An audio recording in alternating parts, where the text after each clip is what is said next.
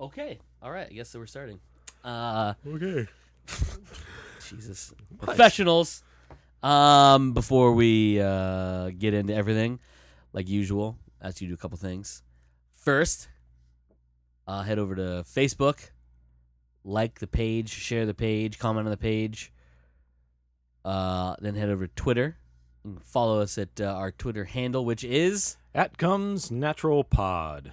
and you can comment on stuff and ask us questions that we may not answer.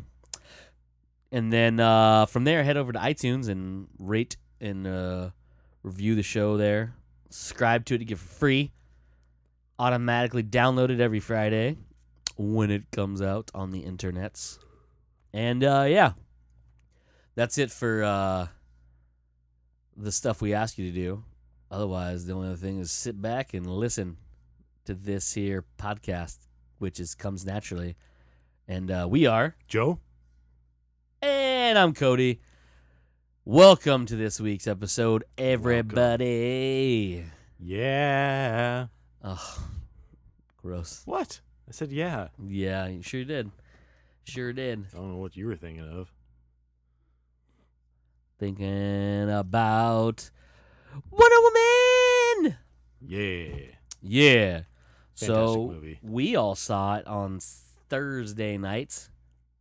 I was gonna say Sunday, but that's incorrect. Yeah, we didn't go to the movies on Sunday night because No. somebody had to work. Shut your fucking mouth, Mike. Yeah, no, the movie's fantastic. I don't know if I have any real gripes about it. Um, The only thing that threw me off was the animation choice for the back-telling of the origins of the Amazons and Themyscira. That was a really weird way of doing it. yeah, but it made sense to me within the movie. It didn't bother me at all. Yeah, I just don't the animation way they did it, not how they told the story, but the animation they used to tell the story. I mean, you didn't want to be cartoonish, I guess, Nah. but I don't know, whatever. Like I said, there's not much I can really say about it, other than the fact that I didn't see a Justice League trailer beforehand, which Which you had a lot to say about that. I did have a lot to say about that. Because you went and saw this movie, what, 3 times? Twice. Twice. Almost saw it 3 times, but Almost we didn't go on Sunday because Yeah. early Monday mornings and all. Yeah. Yeah, so routinely I try to go see him Thursday night because I work Friday and I don't like the crowds. And usually Thursday nights is not too bad, especially with theater we go to because it's pick your own seats. And when you do that, a lot of times you don't get newer trailers because for some reason the build they have for it doesn't have all the new stuff on it. And it's happened before in other movies. Like Guardians, the first time I went and saw it Thursday night, it didn't have the Thor Ragnarok trailer. Went and saw it again on the following day on Friday, had the Thor Ragnarok trailer. So why? Not too sure. It's all digital now, so I'm not too sure. You're not really physically cutting them up to put them on there, so I don't know how that happens. But I did see Wonder Woman twice, and neither time was the Justice League trailer was nowhere to be seen. Weird though is I did see the Thor Ragnarok trailer and Spider-Man Homecoming trailer before the movie. And Right. Thursday night we saw Transformers, The Mummy. Yeah. I know we saw Spider-Man. There was something else we saw too. It was in front of it. I don't remember what it was, but it wasn't Yeah. Justice League. I know for a fact because I was like, oh, maybe we get a new trailer. Like they snuck it in. No, not shit. We didn't get shit. Not a goddamn thing. Which is so fucking weird to me. Like, so weird to me. Like, it's not like they're not ready. I mean, the movie comes out in November, hopefully. We'll see what happens with the reshoots.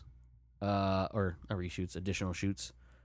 But I don't know. It just seems weird to me like this is the first of the new solo movies, right? In this universe. Yeah. And like outside Superman or Man of Steel, obviously, because Batman and Superman was essentially a team-up movie. And then Justice League, obviously, later this year is the ultimate team-up movie. But like you think, oh, okay, this is just another stepping stone, right? Let's just give them an idea, like, hey, this is just in case you're not paying attention, this is where Wonder Woman's going to be soon. Mm-hmm. Next time. And I noticed at the end of the movie too. Spoiler: there's no scenes during the credits. At the very end, a lot of times and again, I'm gonna go with comparing this to Marvel movies. But at the end of Marvel movies, you get a little snippet saying so and so will return. Blah blah blah. Right? This one, nothing. Not even Wonder Woman will return in Justice League or Wonder Woman will return soonish. Like nothing. It's just like Wonder Woman copyright. Bye. Yeah, I don't really care about that though. It's just weird to me. Like, it's not like they're like, oh, we don't want to be part of it anymore. It's like, no, like, you are a shared universe. To me, though, they've already done that within the movie. You don't need to do that after the credits. And this goes back to the thing that I've said before is how DC seems to be building a more concise and better universe within the films than Marvel does. Because Marvel does that. They do the film about what it is, and then after the credits is when they go, oh yeah, and That's not true. other stuff. That's not true at all. They mostly link their movies together after credits. No, it's all happening in the movie. Mm. The movie has its main plot, but there's stuff in the movie that's linking the other movies together. They just use the stinger scenes to give you a little tease for what's coming up. Yeah, but they in the beginning of the series, they like when Tony Stark suddenly walks into the stinger scene for the Incredible Hulk. Yeah. Yeah. That was the second one, by the way, because Iron Man had the first stinger scene. Yeah, but I'm saying that they mostly did their world building within the. Siri tried to. Yeah, Siri was like seriously just like sitting there like dictating everything, and I was just waiting for it to stop and suddenly say something. But no, these ones build it. These DC movies build it within the movie at the beginning, which I will say when you ask like any types of gripes about the movie, the only thing I thought was weird is like I went into it completely expecting this being to take place during World War I, and immediately we're present day, and it was like, oh, okay, this is a little weird. Just felt weird to me. I don't know why.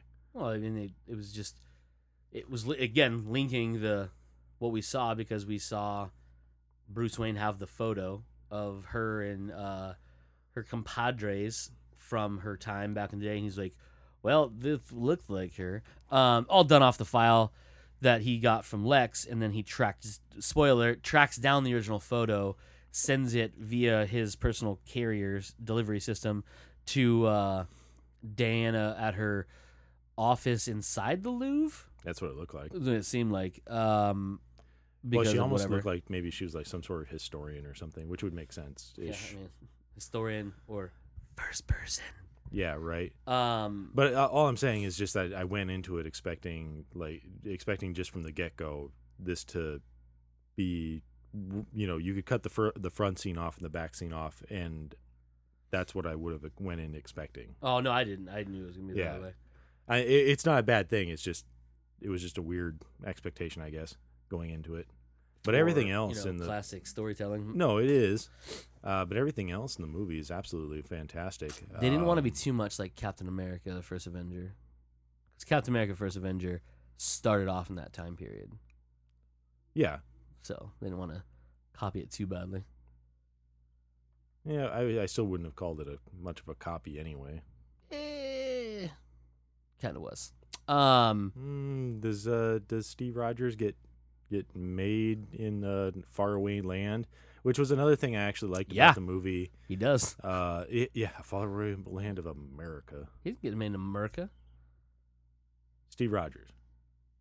When he's transformed into Captain America. I thought you meant because Captain America. I get you. I was thinking that I was like, no, he was over the sea when they gave him the stupid little outfit. No. Gotcha. Go ahead. Yeah. Sorry. No, I was just gonna say that I haven't really read many reviews of the movie, just because I don't really read reviews. I hate people that mostly do the reviews. I thought it was interesting how Themyscira was just like bright and colorful, because I know this was something that a lot of people had problems with Batman versus Superman and Man of Steel, that it was just a dark universe. And within Themyscira, it was just bright and sunny and colorful.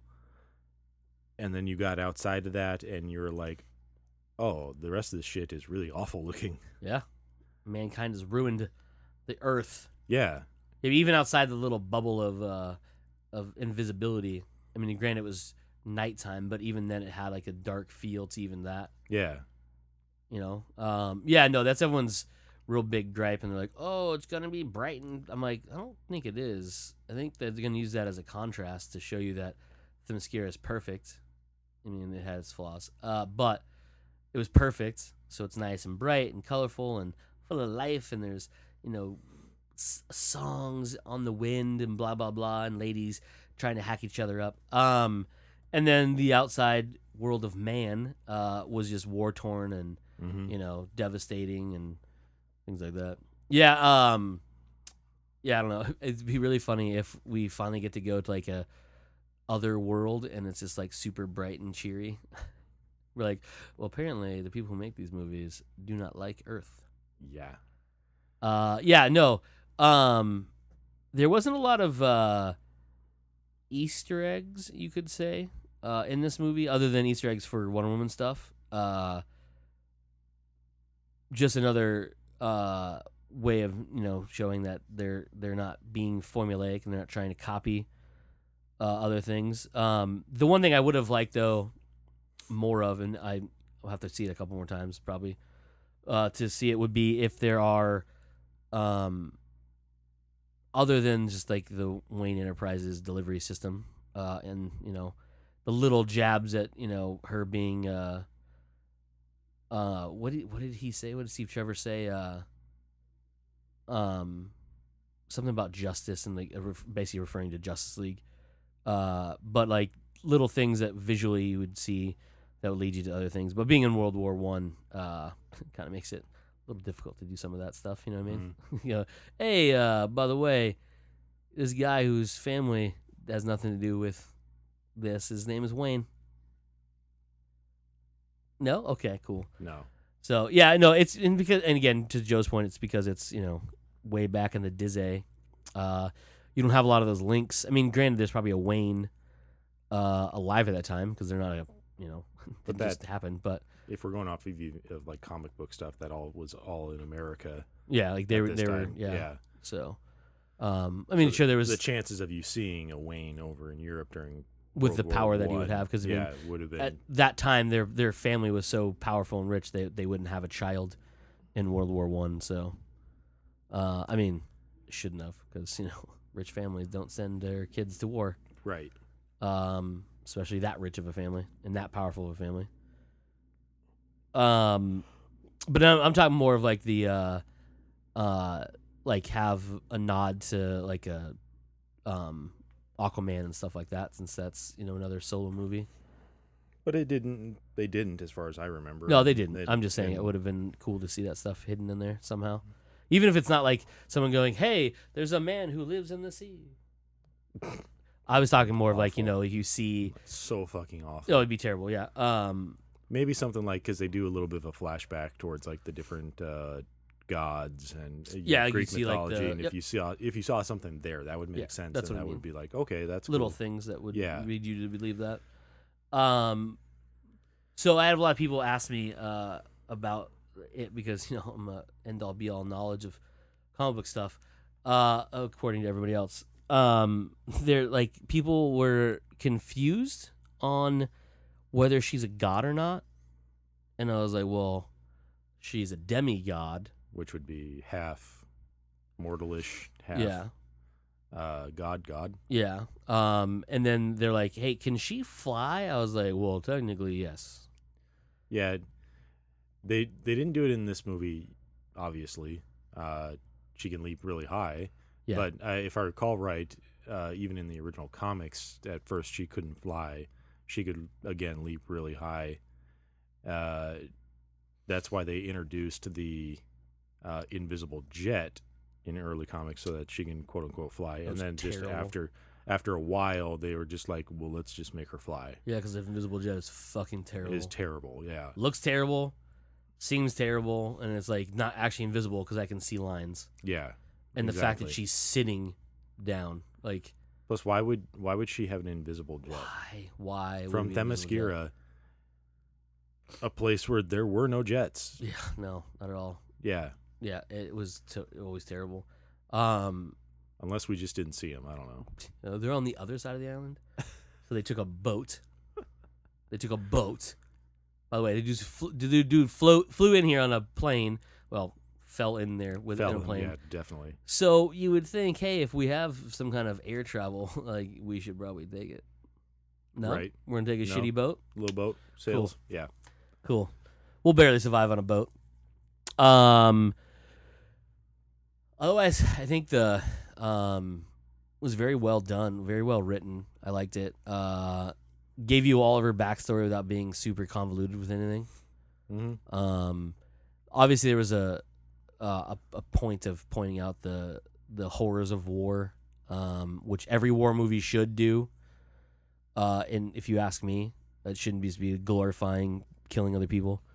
But the humor was fantastic in it, which is a great change from the other DC movies. Mm-hmm. And there's little things to laugh about, and little things you're supposed to laugh about. This had a lot of them. Oh yeah. The sexual stuff was hilarious between her and Steve. Right there on the boat. Yeah. Yep. The whole using the how she's so out of place in modern day London, as they say. I don't know why that scene got me, where she just goes, "Oh, baby," and just starts running towards it. Yeah.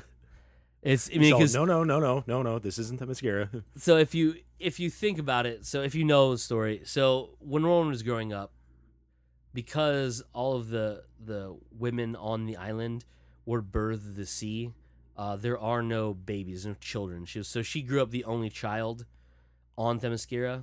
She was the only baby on Themyscira. She grew up to be a woman on Themyscira, having nobody of her age to play with. So when she's out in the real world and she sees a baby, she, of course, is elated by it because she's like, oh, I've never actually seen a baby other than pictures or, storybooks of her when she was a baby.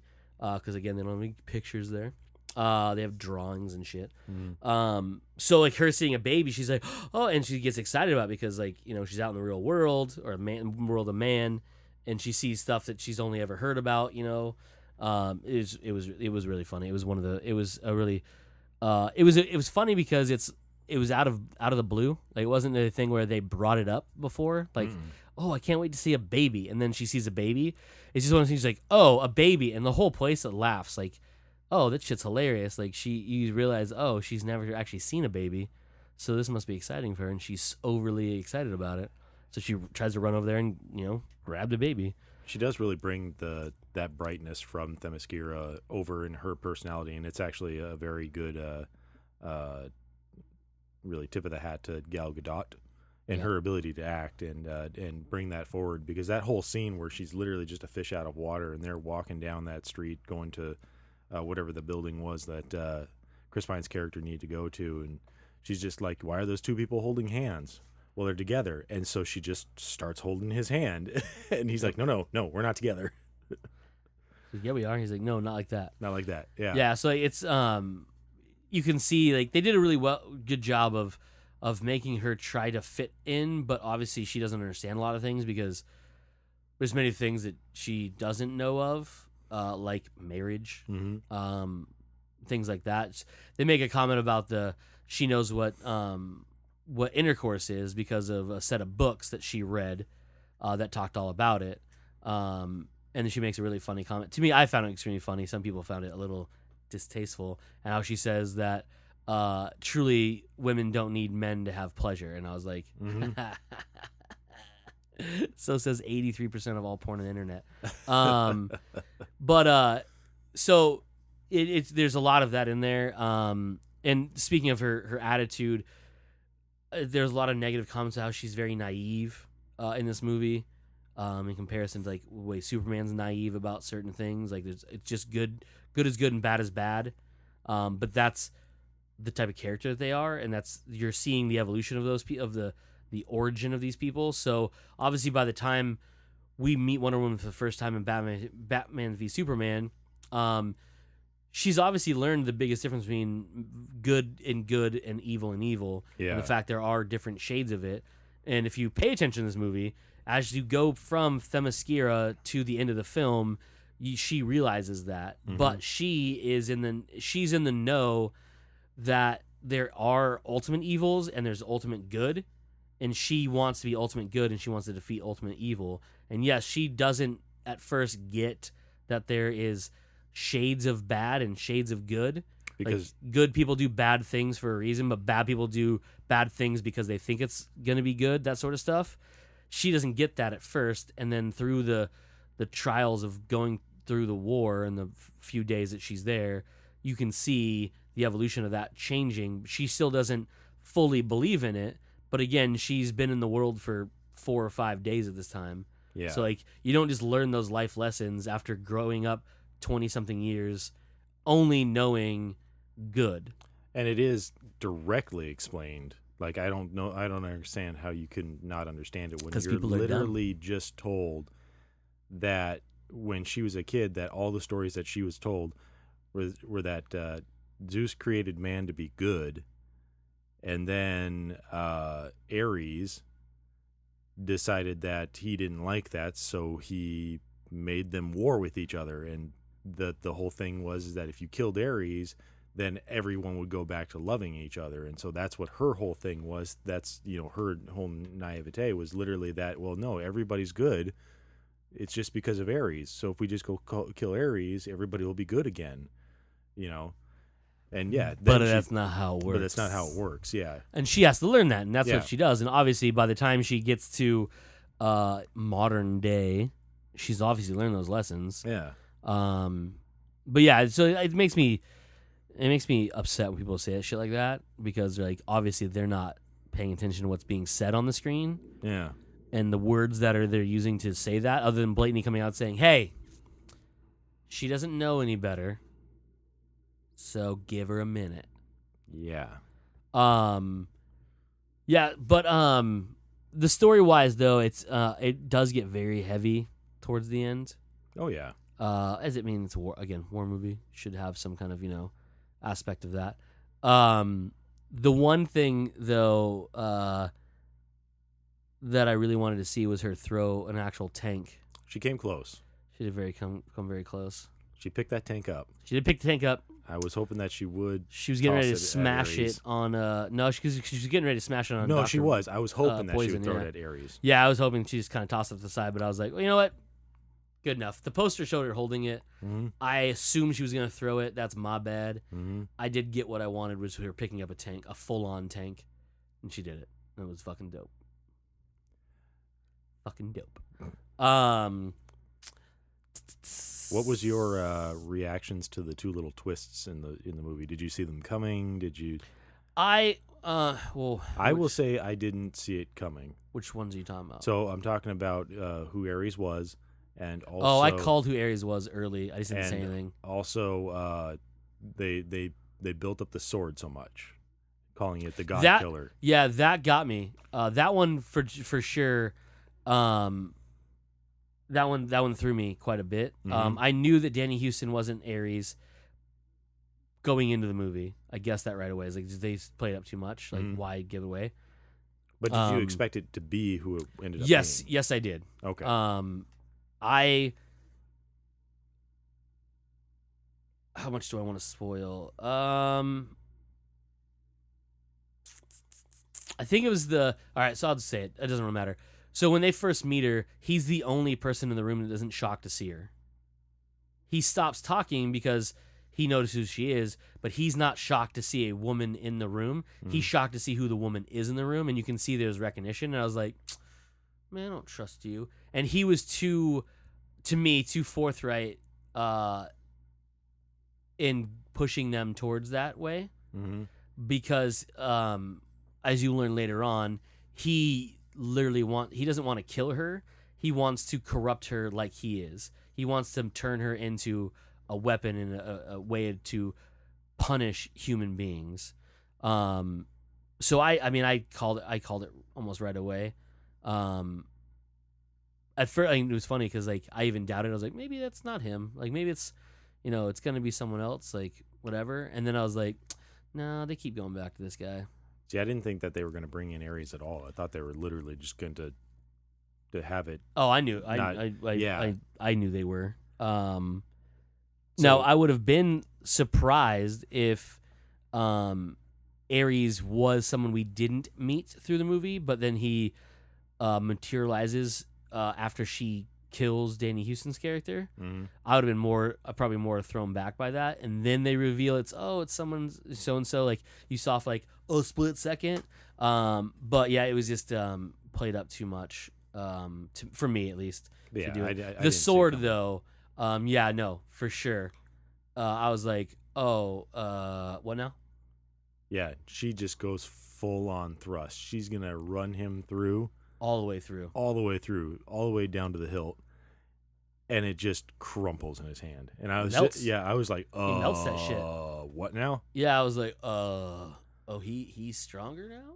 It's like that was supposed to be a god killer. And then he looks at it and goes, "You're so dumb." I was like, "All right, well, I'm right there with her." Yeah, because I'm lost as well. Because I was told by a bunch of old Amazon broads that shit is going to murder you.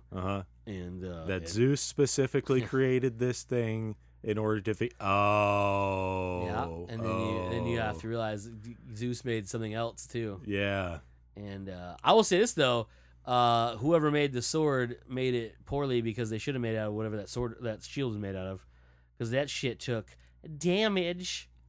Faux show. Yeah. I mean, granted, the sword did a lot of damage until a god palmed it, and then that shit just melted down, literally, as Joe said, down to the hilt. Yeah. And was, as the kids would say nowadays, useless. Because obviously the pointy end did no good. Yeah. No. And she tried to stick him with the pointy end. Yeah. She tried to Game of Thrones the shit out of him, but nah. I did like spoiler alert when she kills him. She even says she calls him brother. When they're in that final fight. It's really, I found that really fun way of doing it, because she embraced who she was, mainly because like she took the lightning shot that he shot at her, and she's like, oh, okay. Because if you didn't know, okay, so I'll say this: if me saying that she is who she is ruins anything for you, I'm sorry. I should have said there'd be spoilers in this.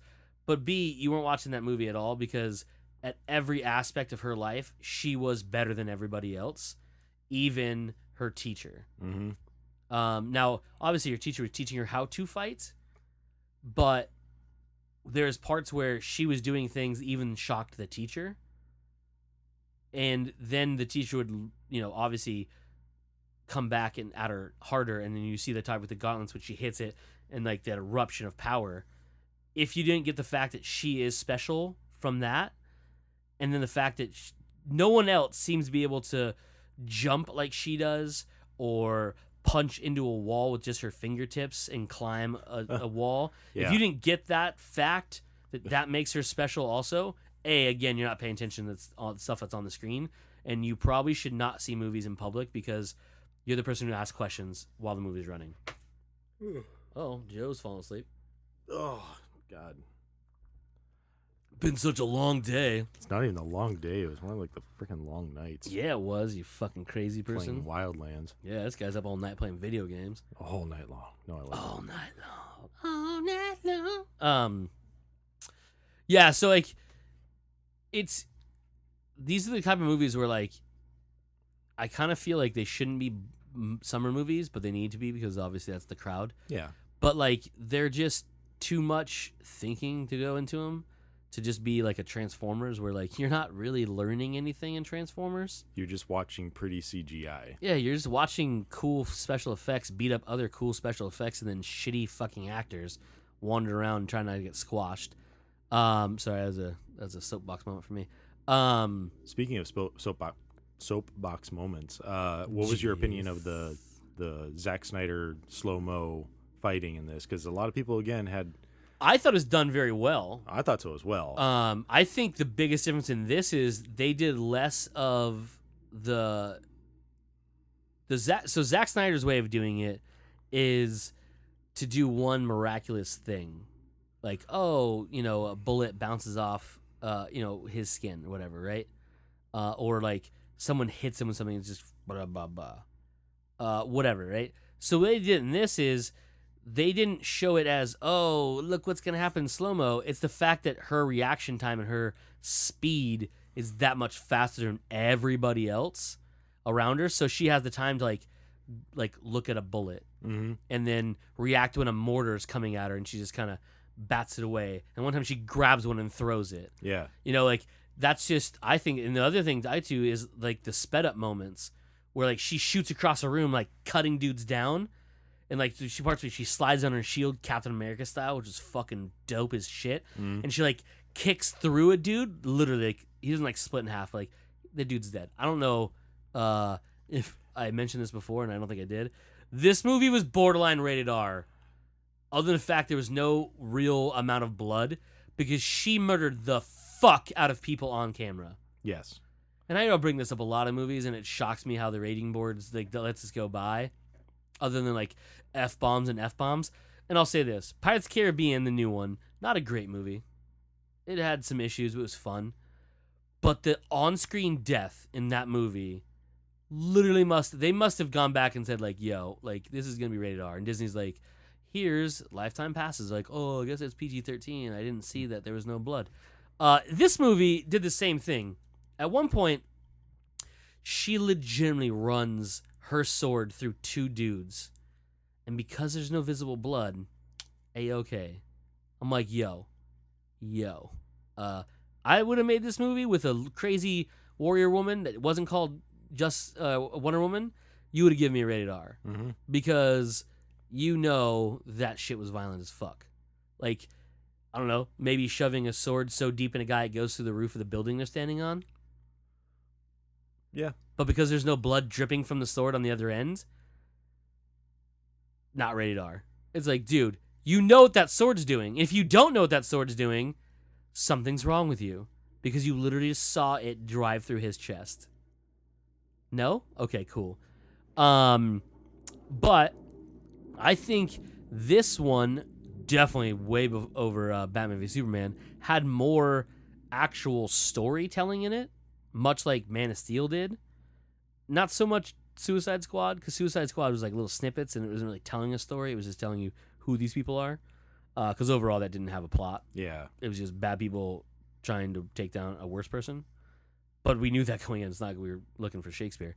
But this one had a lot of depth to it. I thought it was very well written. By a man, by the way, if you guys didn't know that. Patty Jenkins was only director, guys.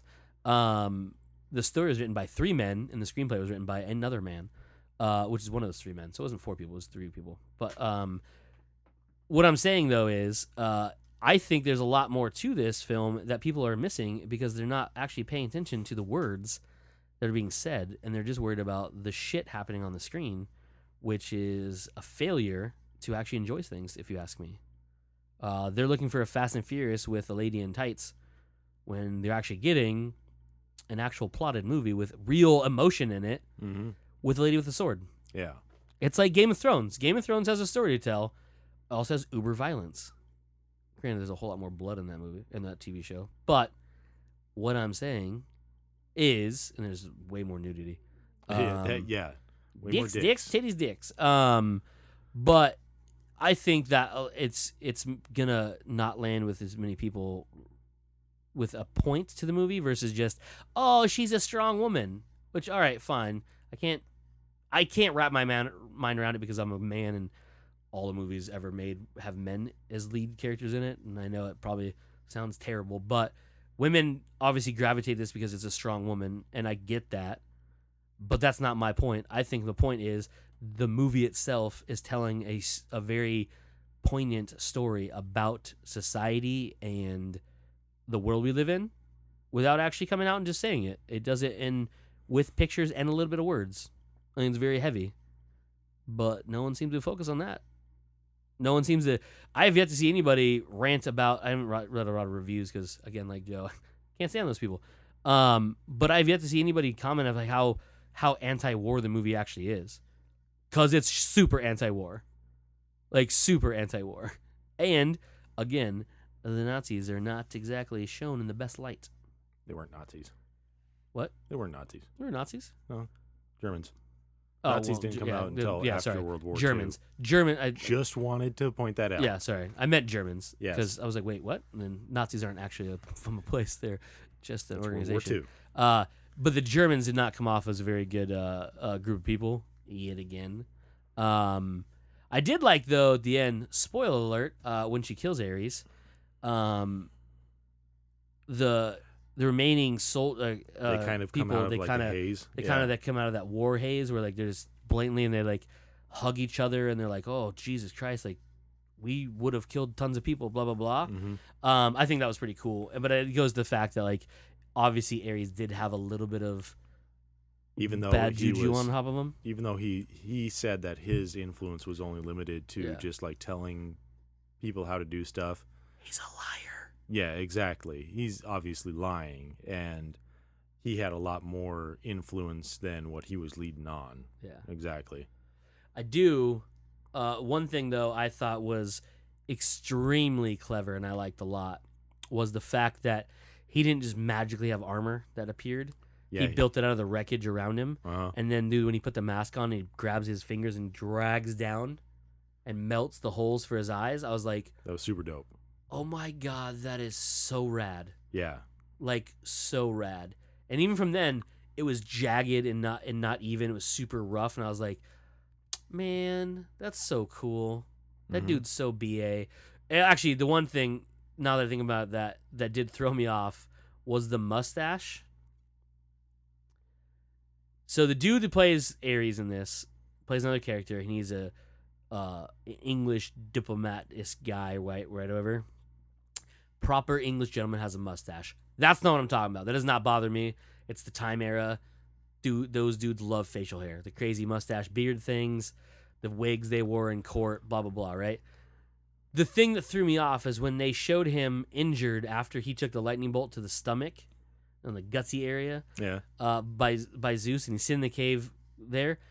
They have that actor's face, but with the mustache still. And I was like, that wouldn't have been a thing. If it was a beard, okay, I wouldn't get it. But it was just a mustache. And I was like, that seems weird to me. Did they just not want that actor to have to shave and then regrow a mustache? Or I didn't really get that point. It just was weird to me. Yeah, it didn't bother me. Because, like, you see it. Like, you don't see Ares, like, other than in the armor when it's the storytelling. Yes. And when you do see his face area, it's just glowing eyes in a dark face. But when you see him in the cave and he has the same mustache and haircut that he'd had when just nowadays, like that dude's really pulling that look off for a long time. But it just threw me off like that, why he had a mustache. I'd imagine that's what Ares looks like from the beginning. It's just that you put on that armor and you're the god of war, and you give off a much different tone than what you actually look like, which is some scrawny English guy. Yeah, some scrawny English guy. Played off that cane pretty well, though. And that's another thing that threw me off with the character and the twist is like, even just physically looking at him, I wouldn't have thought that that's Ares. With, you put all that armor on him and you assume that it's got to be like some big guy. He's a god. I mean, for goodness sakes. Nope. Just some thin guy. He might have the ability to shapeshift. I don't know. They didn't establish that in this movie. But yeah, it was weird, but it's the only thing that was really weird to me is the fact that he had that mustache way back when. And it's like, to me, and again, in my brain, I just didn't picture. I mean, I could picture a god looking like him and not being, statuesque, Hercules-looking guy, but having the mustache just made me like, oh, he has a mustache back then. Like, it was a long time ago. That dude really is into mustaches, which is fine. I mean, if you're into mustaches, where do you think it started? He brought it to England apparently. Brought it to England. And tricked them all, make him think he's a good guy. Yeah, he did. He's like, you grow mustaches, it's gonna be proper.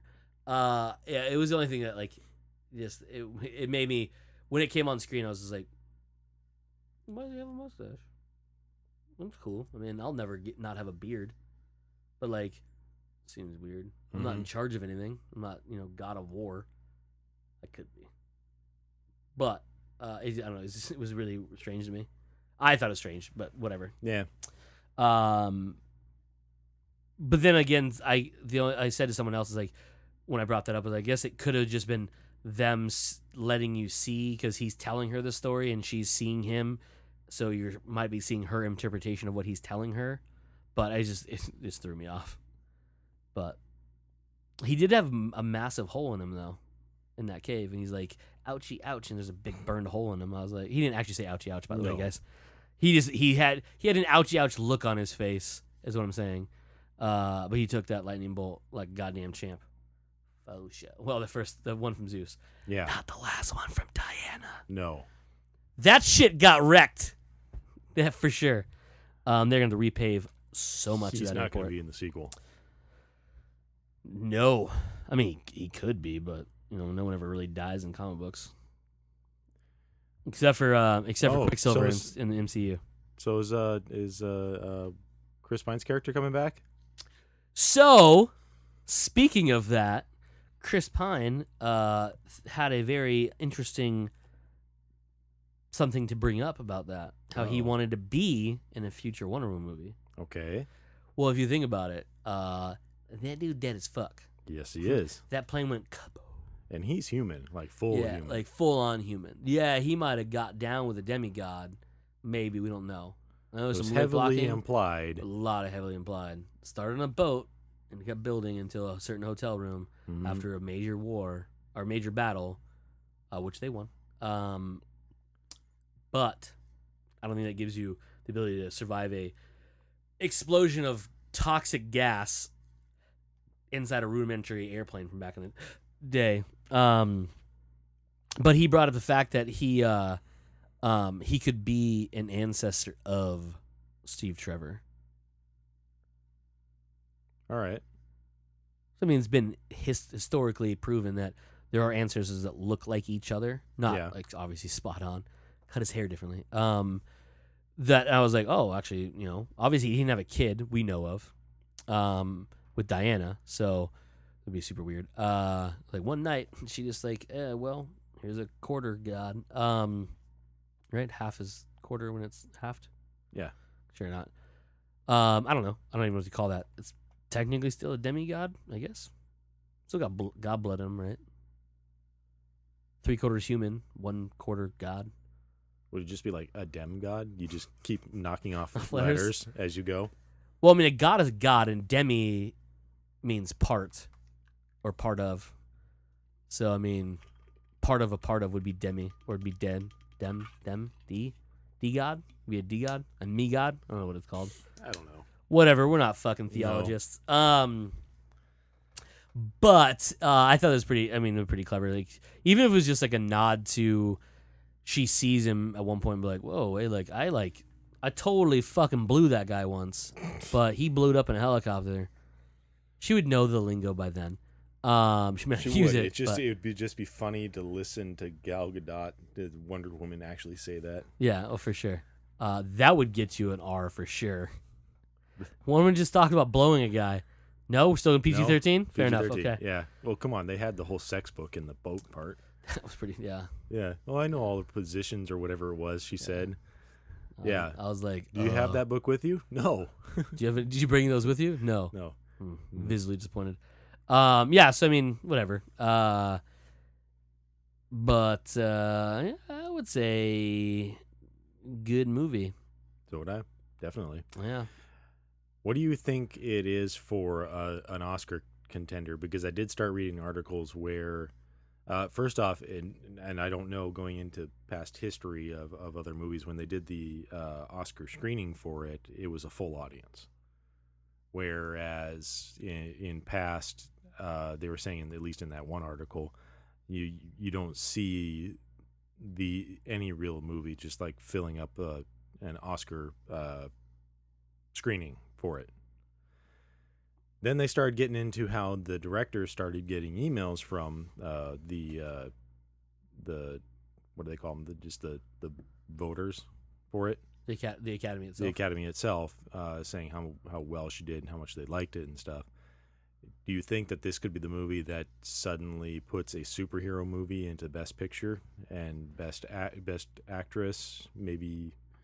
Well, you didn't really have an actor, but supporting actor. I mean, Chris Pine was it's supporting. That's what I'm getting at. You don't have a main male lead. I mean, he was the male lead of this movie, but obviously you didn't see him for the first 20-something minutes of the movie. But so in your opinion, could this be the first superhero film, really even just action movie in general, to break the... It won't win, but it definitely could get nominated, yes. Yeah? Yeah. And going about this year's movies, it's definitely one of the overall best made movies, and that's on every aspect visually. Because even with the CG stuff, very excellently done. Like, there was very little I can tell that's not a human being doing it ways, like unlike in Pirates of the Caribbean, there's one scene that just looked fucking terrible. A couple scenes. But in this is really done well. Like, when she flies up, it looks like Gal Gadot just fucking flying. Mm-hmm. Like, just boom, it looked pretty cool. Set pieces were amazing. There wasn't a lot of long drawn out shots that you see in more established directors. But again, that might not be her choice because she's just the director and not the cinematographer. Mm-hmm. But then again, you got to remember they are shooting in modern day for a movie taking place in 1930 something, right? World War One. When was World War One? I think it was late 20s, early 30s. Yeah, somewhere in there, right? Because then you had that little bit of period between, and then late 30s, early 40s is when World War II broke out. Okay. So what I'm getting at is it's really hard to do without digitally removing a lot of shit. But set pieces, if anything, this should definitely be up for things like cinematography, director, a lot of technical stuff, costumes. I'd say definitely lead actress. Yeah, she was terrific at it. I even liked the little girl when she was little itty bitty Diana, like that little sly smile she'd get. I was like, "Oh, girl, you know what you're doing." Yeah, one of the few cases where working with children actually, worked. Yeah, like they got best supporting actor, Chris Pine. I'm trying to think of anything else. I mean, the sound was really well done. Sound mixing was really well done. The costumes, and really, even this. That's another one, and that's another gripe, really, of mine. Oh yeah, do you think that you could actually could this win for best costume design? It's a could superhero movie because yes, she wore armor, like battle armor, but there was a lot of people in period relevant clothes. Period. Gross. There was no blood in this movie. But period specific costumes that look legit. Yes. Which, especially when they were back in London at the beginning of the movie. By the way, you can't just go buy those clothes now. So guess what? Someone had to make them and make them functional. And unlike, we'll just say Iron Man's armor, where a lot of what you see as Iron Man when he's fully armored is not real. No. But then you see the parts where Tony's standing in armor, and also a lot of times you can tell it's practical and he doesn't move a whole lot. There's other parts he's not practical and he moves a lot. And you can see, obviously, that's not a costume. Captain America, he wears an outfit. That's a fucking costume. Yeah. And the costume, by the way, that has to be made to look like something that was completely fictional. Mm-hmm. Completely fictional. A gentleman drew it. Many gentlemen drew it. But people have drawn it only, ever. And then somebody had to make it not only fit a human being, but be functional on and off camera. Mm-hmm. That's, to me, that is the definition of a costume. Exactly. Not a fucking fluffy dress from fucking Elizabethtown or whatever the fuck those movies are. Yeah. But because this took place in the time of World War I, in World War I ravaged England and Germany, the military outfits looked dope. Mm-hmm. The planes looked dope. The people's dresses looked dope. The cars looked dope. That shit you have to make. You have to legitimately make that. You can't go somewhere and just buy that at Gap. Yeah. You have, like, seamstresses have to fucking make that from scratch. Yes, they're basing it on original stuff, but it's just not around anymore. No. Like, if you go and you make a movie in 1942, about 1942, you don't have to actually make clothes. You go buy them. But if you're in 2017/2016/2015, wherever this fucking started, and you have to make clothes for 1930 that look like 1930 clothes, that shit's legitly made. And then Wonder Woman's outfit, that shit's not even close to real. Anything. No. Like, she looks like a badass, war-hardened cheerleader that'll punch a hole through you. Yeah. That shit's not real. You can't go and you can't get that somewhere. Yes, you can get a Linda Carter Wonder Woman outfit somewhere, but no one's winning an Oscar for that. No. But Gal Gadot's outfit looked like real functional battle armor, but with a skirt. Like, dude, seriously? Like, how is that not even an option to do? I said the same things, like Suicide Squad. Okay? Not everyone's favorite movie, fine. But legit outfits that people had to wear. Yeah. Some were unpractical for being in a war zone. Harley Quinn. Yeah. But, like, that's real shit that someone had to make. Like, every aspect of it. Like, weathering Killer Croc's leather jacket. That shit looked like he wore it in the sewer. Like, I literally believe that dude wore that shit in the sewer. Mm-hmm. Nope, nothing. Okay, cool, No. whatever. It's like, they aren't real things. Like, it's not a proper leather jacket Killer Croc was wearing. Shit had tears in it, and the leather was all gross and scaly looking. Like a giant human alligator was wearing it. Yeah. Makeup. Yes, I had a problem with how big he wasn't, but he looked like a legit, like, you couldn't tell who that actor was. No. At all. And, like, I'll give you this as an instance. I love the Hellboy movies, but you can tell that's Ron Perlman. You can, definitely. Definitely tell it's Ron Perlman. You could not tell me you knew who that was David Hyde Pierce or, well, not David Hyde Pierce, he did the voice. Doug Jones as Abe Sapien. Nope. Looks nothing like him. Nope. Mainly because, like, he has fish and, like, no nose.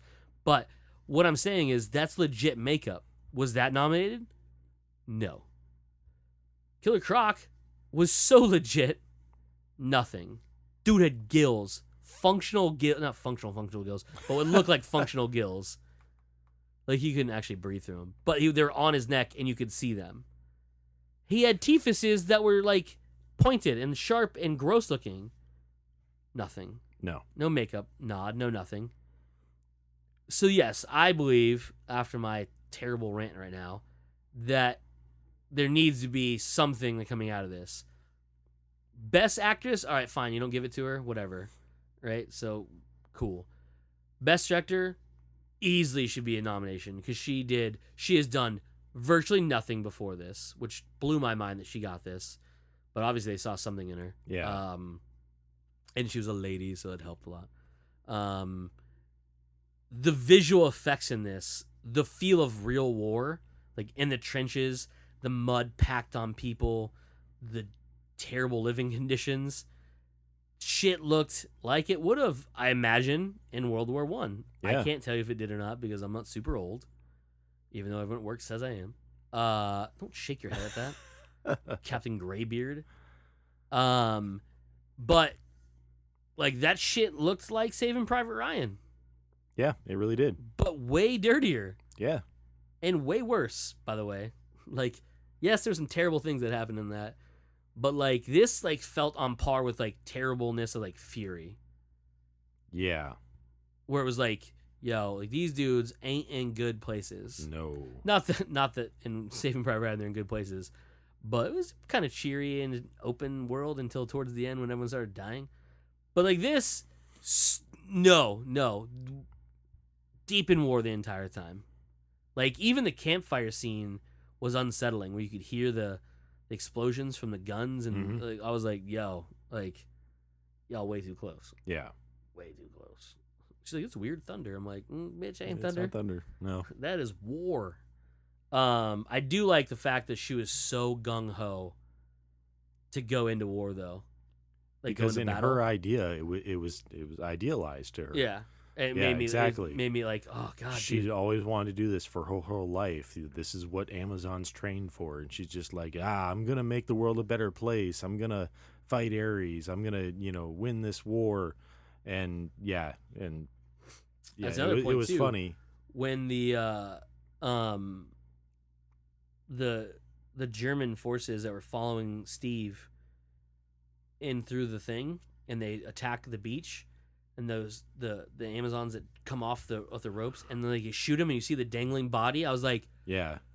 visual on-screen death. By the way, nobody. There are kids in this theater. That woman is visually dead. She's not taking a nap. This is really the first like mainstream superhero, because I know you already have like Deadpool, you have Logan, and even going back to like Blade. Those are all comic book heroes, but with the exception of maybe Logan, all of those are more of like ancillary characters, whereas Wonder Woman is a main character within the DC universe, murdering people. Yeah, exactly. This is really the first comic book movie that I can think of just straight up murdering people. Human beings, no less. Yeah. Like, Batman v Superman, they fought each other. Yeah. And that's it. Man of Steel, he mostly fought with Kryptonians, and any death that did occur was just an off-screen type of. Well, I Explosion. assume there was a ton of people in that building that got cut down. Yeah. Yeah. This was on par, not on par, but this is pretty close. Like the death type of stuff that was happening in Deadpool and in Logan, where like dudes are getting cut open, and destroyed. Yes, you don't have the visceration coming out, like you don't have blood, it's spilling everywhere and brains leaking out of heads. But she took a sword that chops through things and hit it, the sharp ends, on people. Yep. And they didn't get back up. Nope. And then, like, also the sniper scene. The sniper scene, the trench run where you're going from trench to trench. Yeah. Yes. Steve murdered people with a shotgun. Mm-hmm. Those weren't warning shots. Those were straight up, hey Germans. Shotgun. Like, you're dead. They weren't beanbags. No, they were not. No. So, yeah, that's what I would say is I think it does deserve at least a few technical Oscars for sure. Director, I mean, again, it's gonna come down to how picky they were gonna be, but I think it was magnificently done. So I think it should get some kind of, even like a nomination to be nominated, I guess would be good, but it needs to be the forefront. But I mean, we have so much in this movie that needs to be recognized, other than just a leading lady and stuff like this. It's such a good movie. Yeah. But whatever, that's cool. I liked it. Oh, look, it's weather. Oh God, 106. Jesus Christ! Don't go outside, people. It's hot. That is unpleasant at best. Yeah. News-wise, we saw a full trailer for Oats Studios Volume 1.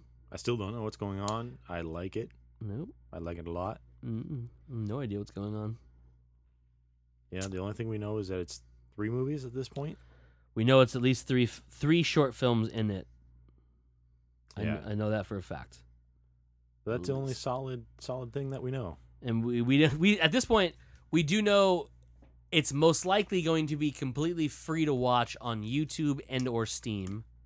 Looks like both.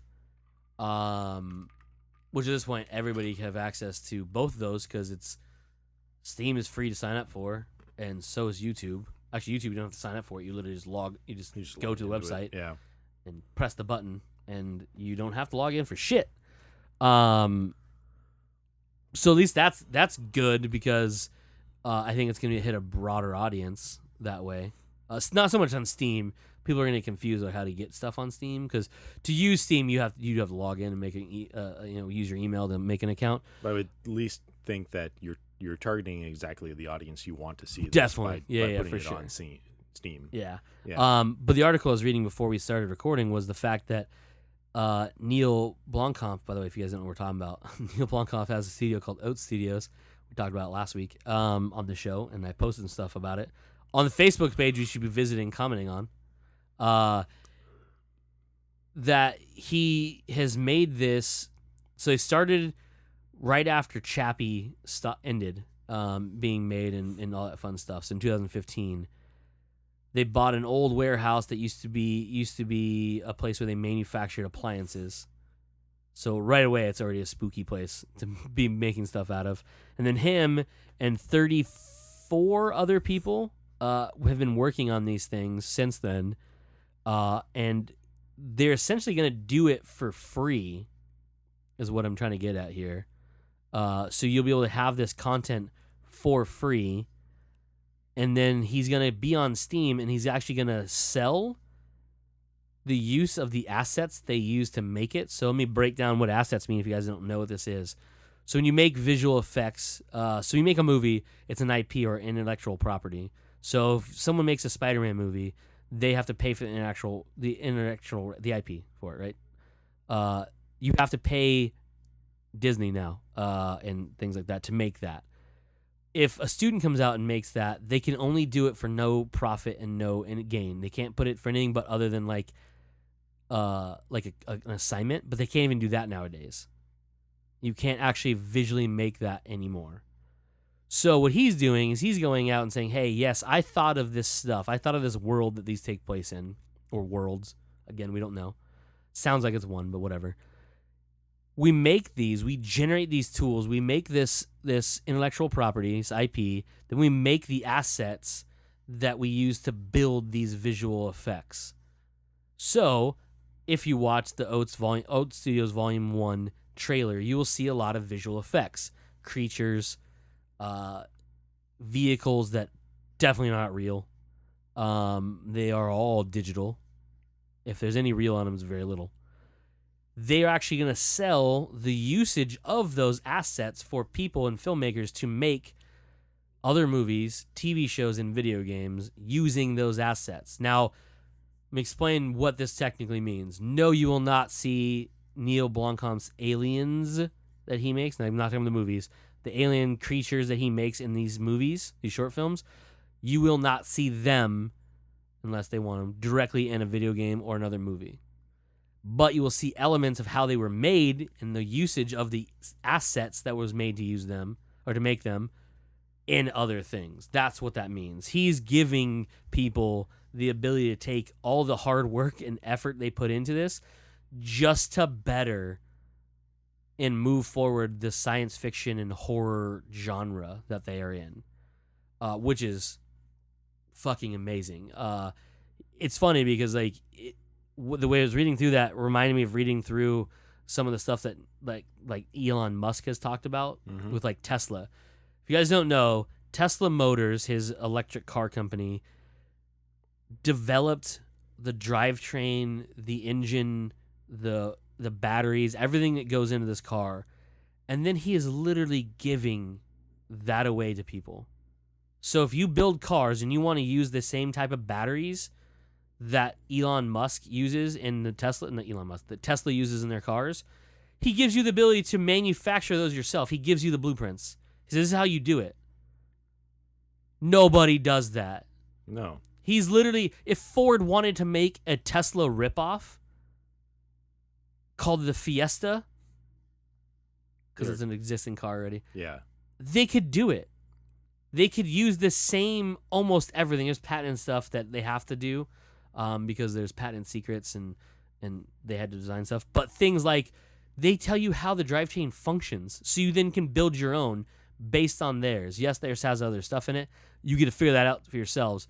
But if you want to use the same batteries that give 4 to close to 500 miles per charge, he's giving it to you. Neil Blomkamp's doing the exact same thing. He's making these spectacular looking films Yes, he has ideas in his head that form him, but the hardest part about making these is visual effects. That's what can make or break a movie nowadays, especially nowadays, because we're very unforgiving because we have master strokes like District 9. Mm-hmm. They're made for $30 million and looks fucking real. Yes, he worked with Weta, but not at the fucking prices like Lord of the Rings cost to make. Right. He's just giving these people this stuff. Yes, you have to charge to use the assets, but like, dude, really? Like, nobody does that shit. No. ILM doesn't do it. They charge your ass for it. Hell yeah. You want to use the Willem scream? Good luck getting the money raised. By the way, if you don't know what that is the famous scream from Star Wars. I can't make the noise, but you know what I mean? That famous scream you always hear in the movies. Indiana Jones had it. A bunch of movies had it. That shit's trademarked, by the way, kids. That costs money to use. So yeah, I think that's super dope. When we get this, I don't fucking know. Everything I see says soonish. Soonish is a term used for we have no idea when it's going to come out. We think it's this year. We're not actually sure. They're nailing down because they could easily go and put it on YouTube right away and not have any problems. Because that's what YouTube's there for. But even if you put it on Steam, I'm gonna guess it costs them money to put it on Steam. I don't know. I'm not sure how that works. But because it's free, Steam would most likely charge them to put it on there because they're not getting money from it. Hence the reason they sell the assets to make money for these.